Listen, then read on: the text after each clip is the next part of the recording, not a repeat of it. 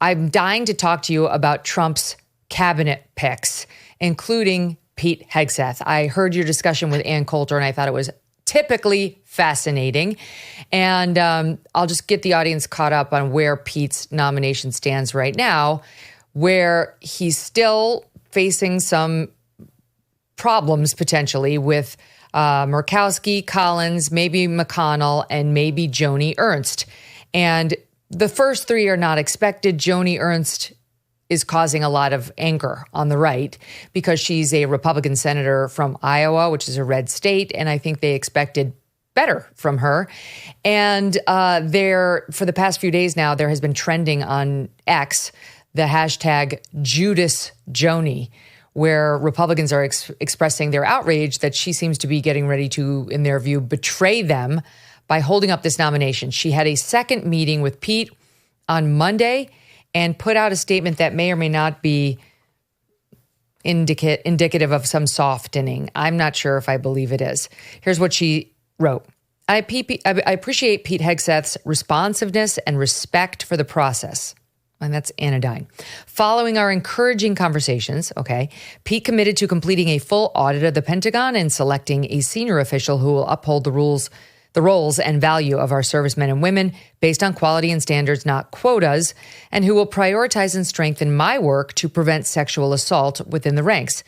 As I support Pete through this process, I look forward to a fair hearing based on truth, not anonymous sources. She later called it a very productive meeting. And then she said, we're just moving through the process, but he does respect that I'm taking the time. I don't know what that means, Heather. What my understanding is she's no more committed to doing anything with Pete besides getting him a hearing and listening to what is said in the hearing. But I have to be honest, I don't really sense a bunch of softening in that statement. And I, too, think Joni Ernst may still be a no, and she could tank this nomination. What do you make of Pete Hegseth? Well, my concern with Pete Hegseth is that he doesn't have the bureaucratic experience to be able to manage the world's largest, most clotted, most overfunded, most bloated, self-involved bureaucracy on the planet, which is the Pentagon. I think that being a disruptor may not be enough in something like that you have to have again, and I'm not in that world, so I may be over romanticizing it, but I would think that there's a certain degree of almost military skill of understanding, when you strike, when you pull back, and otherwise the blob will consume you. That's my concern with Hegseth as far as the Joni Ernst Hegseth interaction.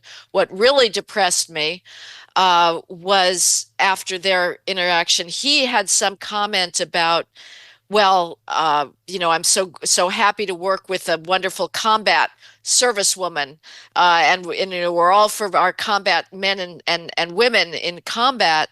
My strong support for Hegseth is based on one issue and one issue alone, his promise to end females in combat units, which is a complete travesty. It has nothing to do with military preparedness. It is only about being able to credentialize females.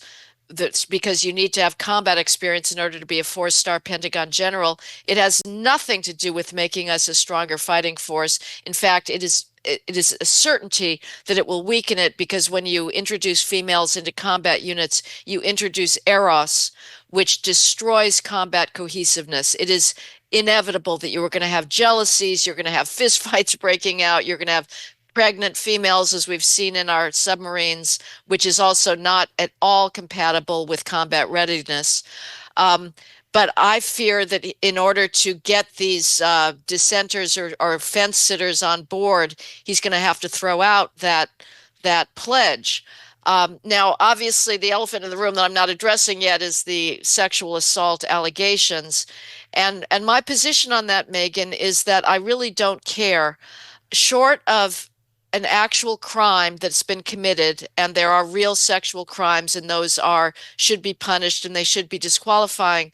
If somebody is simply a sexual aggressor, a bore. I do not care. I have a strict distinction between public virtues of leadership and private behavior of Eros. Eros makes everybody crazy, but it has no bearing on whether somebody can be a good public leader, a leader of men able to engage in political persuasion, to make compromises where necessary, to carry people along on a transformative mission, which is what has to happen with the Pentagon. And especially in this case where these are anonymous accusers, I'm even less willing to credit that. But I would just, those who feel like there should be an absolutely porous membrane between somebody's private sexual life and their public capacities, just imagine if James Madison had been a skirt chaser, and let's say under Me Too standards, he was seen as being too aggressive towards subordinates. This would be maybe in his household, maybe towards maids working in his household, that he was too handsy with them. A Me Too hater of males, a Me Too warrior who believes in tearing down male civilization, would say that because James Madison did not always have his erotic impulses under complete check, he therefore should have been thrown out of the Constitutional Convention, and we never would have had the most extraordinary document that grows out of centuries of development of constitutional theory, which is uniquely a Western creation. That the fact that James Madison was maybe acted out improperly in his household should discredit him from public leadership. I simply don't believe in that. So I'm going to judge Pete Hegseth on his public capacities. And as I say, the concern I have there is whether he's got the clout, the knowledge, the understanding to be able to reform the Pentagon. Mm-hmm. He's certainly got the desire, which I think is the main goal of Trump selecting him, that they're on the same page with respect to mission.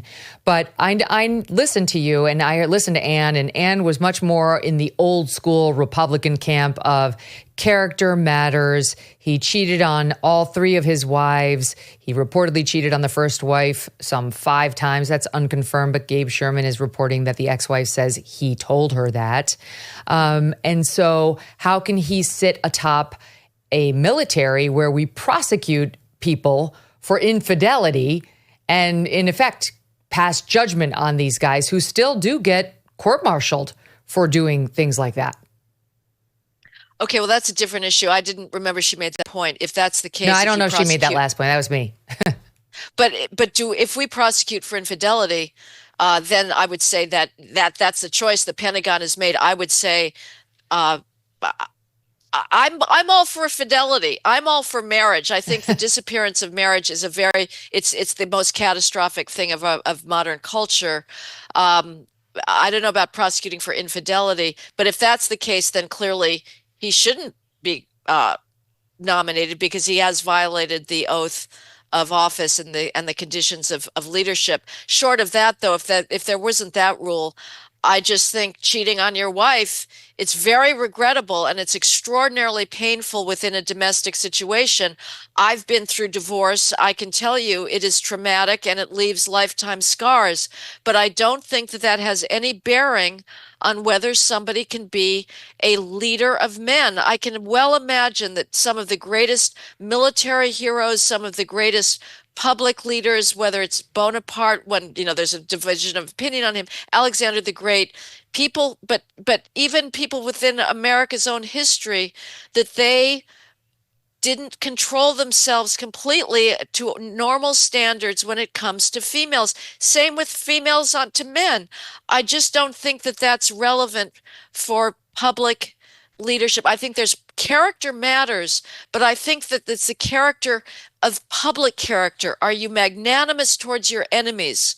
Are you willing to extend an olive branch after conflict? I think the great reconciliation after Civil War between Ulysses Grant and Robert Lee, that was an extraordinary moment that both men showed magnanimity of spirit. That's one of my complaints about Trump, is I don't care about his private behavior, but I don't particularly particularly respect him for his public character. I think he's nasty. I think he's vindictive. I think he should model male virtues in a way that Daniel Penny did, which is chivalry, heroism, self-sacrifice. I don't see that in Trump. I see a narcissist in Trump.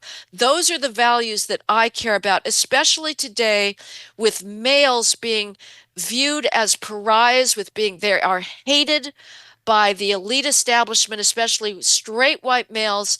They are viewed with contempt and basically an effort to replace them from every institution.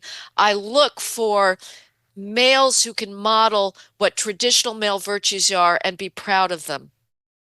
For those of us who have been holding our breath for the past several months, waiting for this election, we can finally exhale.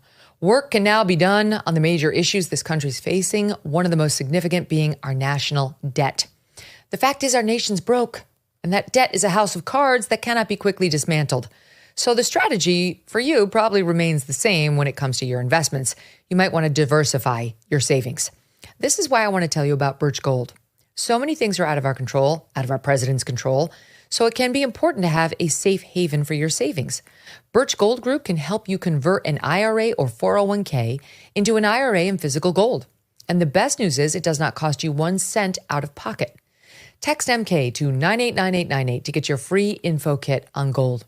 Plus, right now you will receive a free 1-ounce silver eagle for every $5,000 purchased.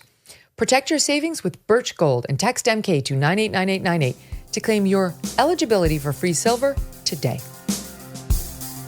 Thanks so much for watching. If you like what you just saw, hit the subscribe button for more clips and full episodes.